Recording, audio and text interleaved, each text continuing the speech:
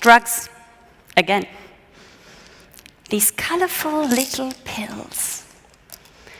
I wonder how this one, or this one, will make me feel like, less sad. That's good. How about this one? Funny. Tastes like chocolate. Whoa. I start seeing things, strange things. Does anyone see a chicken in the audience? I also start questioning things that I thought to be true. Now I feel like I'm stepping out of my own body. But I also feel connected with the whole universe. Wait, how do they do that? Well, we know that drugs mess with the chemistry in our brain, right? And this somehow changes how we think and how we act and how we feel. The bad news is, even if we understand exactly what a new drug is doing on the level of molecules, we cannot predict what its effect will be on a person's thoughts, behavior, or mood.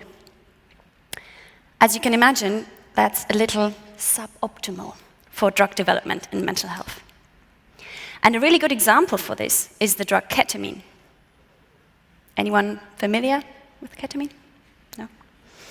So the really mysterious thing about ketamine is it can have both of the effects that I just experienced. So on the one hand, it can make us have these really weird perceptions, out-of-body experiences, strange beliefs, and we call those psychotomimetic because they're actually quite similar to what a person in psychosis would experience. On the other hand, the same dose of ketamine can also have a very rapid and strong antidepressant effect. It can make us feel better. Okay? So we actually understand a whole lot about what ketamine is doing to the receptors in our brains and how it's reacting chemically, etc., etc. But we still have absolutely no idea whether these two effects of the drug, the psychotomimetic and the antidepressant, are caused by the same mechanism of what ketamine is doing, or whether they're in fact two completely independent aspects of how ketamine is targeting our brain. Again, it's not ideal, right? Because especially right now, as we're putting a lot of money into finding new drugs, ketamine-like drugs, that share ketamine's antidepressant profile, but do not make people feel like they have chicken heads. Now, as a good physicist, I address this problem, obviously, using math. Okay. So what I do is I write down equations for how we normally think or feel or act. And I actually make sure that my equations are able to predict how real humans will behave in my experiments. Okay. And then I give these humans drugs. And I see what changes in their behavior, in the brain activity I'm recording, but most importantly, which aspect of my equation changes with the drug. And this helps me understand the mechanism by which the drug is working. So let's look at an example. Now, I told you that under ketamine we can have these really weird beliefs. So how do we form a belief? I'm on stage now, and I'm obviously interested in figuring out your mood, right? I want to learn. Are you excited? Are you bored? Are you disappointed? So before coming on stage, I will obviously have some prior assumption about what your mood will be. Maybe based on what our nice trainer said in the beginning, I would expect you to show me amazed faces, and, sit down in delight and enjoy this event. Now I come on stage and I have my slam, and I have this, prior belief, and I look into the audience and I see someone yawning. Some people have secretly tried to leave the room. I did see that. There were chicken heads in the audience. So I have all kinds of prediction errors. okay? Now, if I update my belief, I want to correct my old belief about your mood for the amount of prediction error that I've just experienced.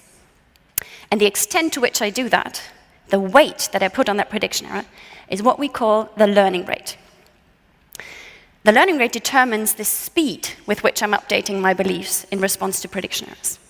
Now, you might think learning fast is good, so why don't I always use a high learning rate, right? Well, a high learning rate effectively means that my beliefs will always be driven by my most recent observations. And that, can be a good thing if I'm trying to learn about your mood, because mood, to be honest, if I'm talking here, your mood can change rather quickly if I say something wrong, okay? And if your mood changes, then all my previous observations will be completely irrelevant, and I will only want to focus on what I'm seeing in your faces right now. But what if I'm to judge your character? Now, character is an example for a very stable feature.